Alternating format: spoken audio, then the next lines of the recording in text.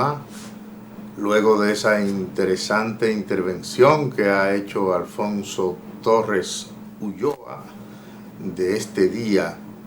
Ha dicho muchas verdades Alfonso en esa intervención, pero es posible que falten algunas relacionadas con el Instituto Duartiano. Es un organismo que nosotros nos atrevemos a decir que no se conoce en los barrios de la ciudad capital ni de las provincias del país, que es un organismo que parece ausente en muchos temas que son esenciales para la nación dominicana. Ocurren debates en este país que uno supone que el Instituto Duartiano debe participar de manera principal, porque Juan Pablo Duarte, su vida estuvo identificada con las mejores causas de este país y se rebeló en diferentes ocasiones para que se sienta que en esa batalla que él inició de manera formal en 1838, él siempre lo mantuvo, es decir, fue un hombre convencido que nunca tuvo pausa en su lucha. Y aquí en la República Dominicana hay situaciones todos los días que uno supone que un organismo que por el nombre que lleva debe tener un peso específico en la sociedad dominicana, pero uno no siente ese activismo del que ojalá que nuestro compañero invitado para hoy, Freddy Ferreras, Jacinto Ascensión, se conecten para que podamos seguir viendo este y otros temas que son de interés para la República Dominicana. Muchas gracias, Juan Francisco. Yo estaba por aquí y como nadie llegaba, entré a tomarme un café con los amigos de Voz para el Cambio y aproveché el momento para hacer unas puntualizaciones sobre Duarte. Miren, sobre Juan Pablo Duarte dijo el poeta nacional don Pedro Mir lo siguiente: para Duarte ha debido significar que la pequeñez y la debilidad de su país natal no significaba incapacidad para labrar su propio destino. Bastaría que el pueblo empuñara en sus propias manos la tarea de emancipación y así, apoderado de ese pensamiento, interrumpió sus estudios y abrazó la causa popular. Cuando un hombre como Pedro Mir, de lo más grande que ha dado esta patria nuestra, don Pedro Mir, como Manolo Tavares Justo, como el propio Juan Bosch, como el propio Camaño, gente que en su momento supo dignificar la patria. Y vea la lectura que hace don Pedro Mir de Juan Pablo Duarte. Y luego dice Pedro Mir, o anota Pedro Mir sobre Duarte: nadie creyó en él que el pueblo de esta parte de la isla pudiera establecerse como nación independiente frente a Haití. No fue cosa en que creyeron los haitianos. Haití había derrotado a Napoleón y no había en Santo Domingo tradiciones de esa estatura. Tampoco creyeron las naciones imperiales implicadas, Inglaterra, Francia, España y Estados Unidos. Si este país se independizaba de Haití, debía ser fácil presa de cualquier nación imperial y ninguna de ellas estaba dispuesta a cedérsela a su rival. La clase social predominante en esta parte era la de los terratenientes. Y continúa don Pedro Mir: tampoco podía creer ni en la independencia ni en el pueblo. La gran contribución histórica de Duarte consistió precisamente en eso, en impregnar a su pueblo de la confianza en sus propias fuerzas y darle como bandera la idea de la Constitución. Y es a eso a lo que yo llamo a los buenos dominicanos y a mis amigos de izquierda, a mis amigos democráticos, a mis amigos progresistas y a los hombres y a las mujeres honestas de este país, que los hay y que son mayoría, a que abrevemos en ese pensamiento de Duarte, de tener fe en el porvenir, que la fuerza de una nación no está en su tamaño físico, no está en su dimensión física, está en el coraje, en la dignidad, en el amor propio. Porque si usted no se respeta a sí mismo, nadie, absolutamente nadie lo va a respetar. Y de esa perspectiva, el Instituto Duartiano nunca ha asumido a Juan Pablo Duarte como su estandarte. Están ahí, y fue una construcción de Joaquín Balaguer, ese instituto, a través de don Pedro Troncoso Sánchez, un trujillista como Balaguer, y con ese carácter de mira conservadora se ha manejado históricamente al Instituto Duartiano. Busquemos lo que ha dicho en términos históricos el Instituto Duartiano. Solo aparece el 26 de enero para una ofrenda floral y para hablar de la soberanía frente a Haití. No frente al imperialismo norteamericano o no frente a los organismos multinacionales que viven ofreciéndonos préstamos para que hipotequemos la soberanía. No reivindican el derecho del pueblo a emanciparse. No, eso no es tarea del Instituto Duartiano, porque los que han llegado ahí son unos conservadores en términos políticos, porque responden a la clase gobernante, y es un instituto que está patrocinado por el Estado. El Estado debe asumirlo, pero como un Estado democrático, como un Estado realmente soberano e independiente, de conformidad con los preceptos duartianos. Usted pensará que yo la tengo cogida en términos históricos con el Instituto Duartiano, pero no. De lo que se trata es de defender los principios, de defender el buen nombre de Juan Pablo Duarte y sobre todo las ideas de Juan Pablo Duarte. Idea de patria, idea de soberanía, de independencia, de libertad, del derecho a la autodeterminación de nuestro pueblo. Y más allá, a que sean administrados con eficiencia, con pulcritud, con transparencia, los fondos que son de todos. El erario. Juan Pablo Duarte, primer funcionario de la nación que rinde cuenta. La nación apenas tenía un mes de haber sido proclamada y en sus manos, en su condición de general de ejército, pusieron 1,000 pesos fuertes. Eso era una fortuna para la campaña militar en el sur junto a Pedro Santana. Y cuando Duarte retorna a la ciudad de Santo Domingo, rinde un informe porque solo dispuso para gasto de campaña en su estado mayor de la suma de 173 pesos. Para él, no usó un solo centavo de esos 1,000 pesos.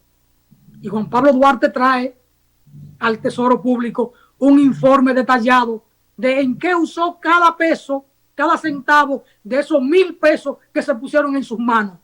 Y devolvió al Tesoro Público la suma de 827 pesos.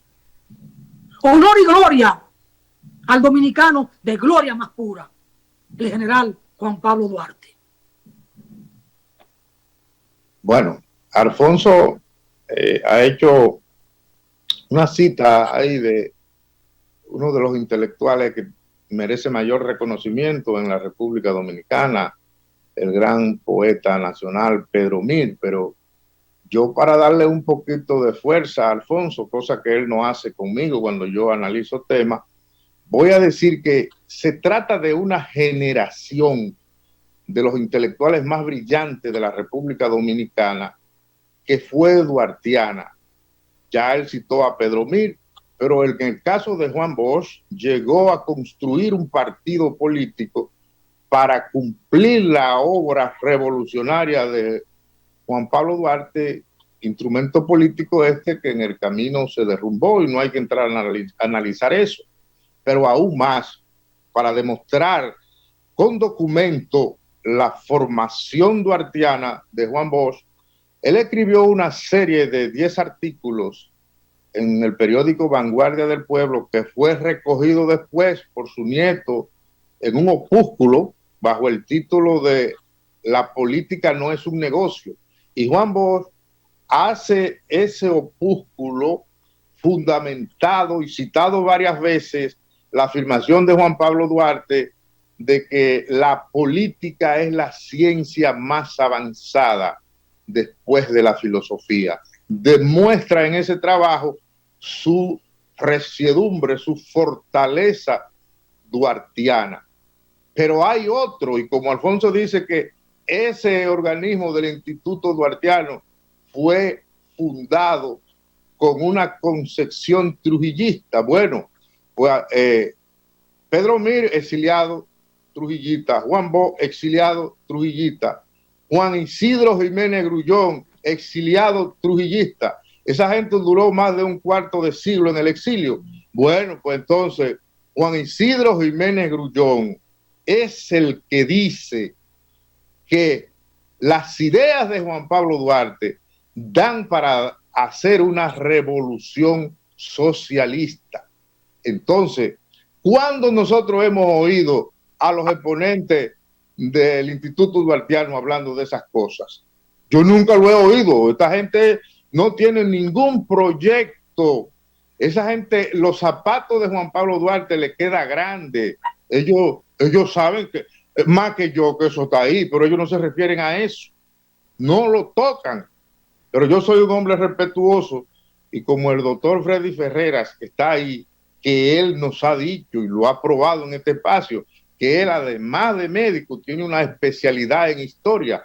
El campo debe ser de él. Muy buenos Saludos, días. don Freddy Ferreira, adelante. Jacinto también debe estar entrando ya. Don Alfonso, don Juan Francisco, qué bueno estar con ustedes en esta mañana. Es un tema que a usted le gusta, a usted le apasiona. A veces se ha criticado porque todo el tiempo lo tienen en el asunto médico, ahí, el médico. Y el hombre tiene otro tema que quiere tratar. Aprovéchelo hoy. Cómo no, definitivamente ustedes están hablando de la celebración del natalicio de Juan Pablo Duarte. Para mí, yo creo que el dominicano más puro de su generación y de todas las generaciones, como figura histórica, Juan Pablo Duarte, por más que uno lo estudie y más que uno oiga algunas disquisiciones de personas que se atreven a cuestionar la gloria de Juan Pablo Duarte, pues uno pues tiene que estar de acuerdo en que Juan Pablo Duarte fue un adelantado, fue un visionario, fue una persona realmente sin máculas, porque para mí es importante, o sea, hubieron una cantidad, una buena parte de próceres. Hay un amigo que ha planteado, el licenciado Edwin, ay, se me escapa el apellido de Edwin. Edwin Espinal. No, Edwin es un compañero nuestro de la maestría, también es antropólogo, profesor de la universidad, que plantea que aquí, con esto de los padres de la patria, él dice, debe haber un padre de la patria, Juan Pablo Duarte, y una cantidad enorme de próceres y héroes de diferentes momentos en lo que es la consecución de nuestra nacionalidad. Yo estoy de acuerdo con eso. No es restarle mérito a los otros, porque lo tienen, pero sí, no hay duda que Duarte fue el más puro, porque nunca pensó en beneficios personales para él y su familia. Al contrario, prácticamente él utilizó todo el patrimonio de su familia. Parece que el liderazgo de Juan Pablo era tan grande que pudo convencer a su familia de que dejara todos los bienes materiales, lo pusiera al servicio de la revolución, al servicio de la independencia de su patria, de nuestra patria, de esta patria que desde el principio de los siglos, desde el principio de los tiempos en que fuimos independientes y desde antes, ha estado plagada por una facción que Duarte la tipificó bastante claramente, esa facción de los antidominicanos, que se han encargado todo el tiempo de hacer las cosas mal, en perjuicio de la mayoría del pueblo dominicano. Se han encargado de meter cizañas, se han encargado de hacer cosas en contra de la nacionalidad, en contra del país. De muchas maneras lo han hecho. A ello es que Duarte se refirió en un momento de su vida, que mientras no se castigue como se debe a esos malos dominicanos, siempre vamos a ser víctimas de sus cizañas, siempre vamos a ser víctimas de sus malos hechos. Pero yo creo que el comentario de Juan Francisco iba en una línea, ¿verdad?, que es algo bastante penoso. Hoy estamos a 24 de enero, 24 de enero, y hoy estamos celebrando el Día de Duarte. Si tú le preguntas a cualquier joven quién fue Duarte y por qué se celebra hoy, lunes 24, no te saben decir. Duarte nació un 26 de enero del 1813. Nació aquí en el suelo dominicano, porque hay que recordar que la familia de Duarte había emigrado después que España, que ha sido España como pueblo, como país, yo pienso que ha sido uno de los 4 países que más daño han hecho a la humanidad. Y nosotros en el Caribe, pues sufrimos mucho ese dominio de España. Yo creo que se ha hecho, algunos han tratado de, bueno, han tratado de mejorar la actitud hacia España, pero uno viendo cómo nos trató España desde el momento mismo en que decidieron colonizar estas tierras,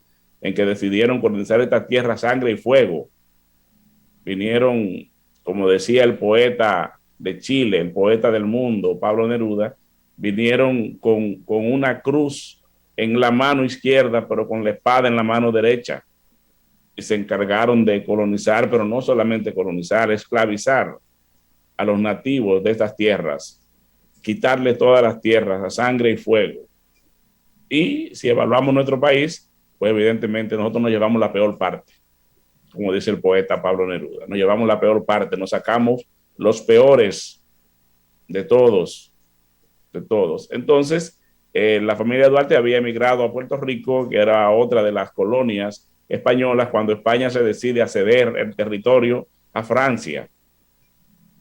Y en el 1808, pues un pro españolizado, que luego Sánchez Ramírez decide a restituir el mandato, restituir realmente la égida de España en estos territorios, sin consultarlo incluso con los gobernantes españoles, quienes duraron muchísimos años para reconocer la famosa reconquista, como se ha llamado después a ese episodio. Pues eso hizo la reconquista. Después podemos analizar eso, las motivaciones de Sánchez Ramírez, y ella aquí esa misma facción de malos dominicanos pues lo ha exaltado poniéndole el nombre de él a una provincia, lo que no han hecho con Mella ni con Sánchez. Le han hecho una provincia en su nombre, y lo han exaltado casi a nivel de padre de la patria. Sin embargo, ese señor Sánchez Ramírez no tenía un sentimiento de lo dominicano como tal, como lo tuvo Duarte. No lo tenía. Él restituyó para ponernos nuevamente bajo la férrea casi dictadura de España en ese momento. Pues ese hecho lógicamente histórico de 1808 de Sánchez Ramírez posibilita que muchas familias de criollos y de españoles que habían abandonado la isla volvieran al país, y eso fue lo que motivó que Duarte naciera en este suelo que tanto amó. En el 1813 nace Duarte, un 26 de enero. Entonces, como una manera, esos mismos malos dominicanos de borrar un poco la memoria histórica de Duarte, cambian el día en que se celebra el natalicio del padre de la patria. Lo ponen cualquier día. Más bien lo arreglan para que el turismo saque grandes ganancias. Lo arregla para que los empresarios saquen ganancias. No realmente no cuidando lo que es la memoria histórica, no enseñando lo que fue Duarte, no se enseña cuál fue el ejemplo de Duarte. Y eso yo le aseguro que es muy doloroso, pero tiene un fin, es muy pensado lo que hacen, no es algo que lo hacen al azar, ¿entienden? Lo hacen muy, con mucha alevosía, con mucha premeditación, porque los pueblos, como dijo alguien, que no recuerdan su historia, que no recuerdan su pasado, pues no lo aman y van a cometer los mismos errores que se cometieron en ese pasado precisamente. Bueno, hay que ir a la pausa, Juan Francisco. Claro, Pausamos, señor director.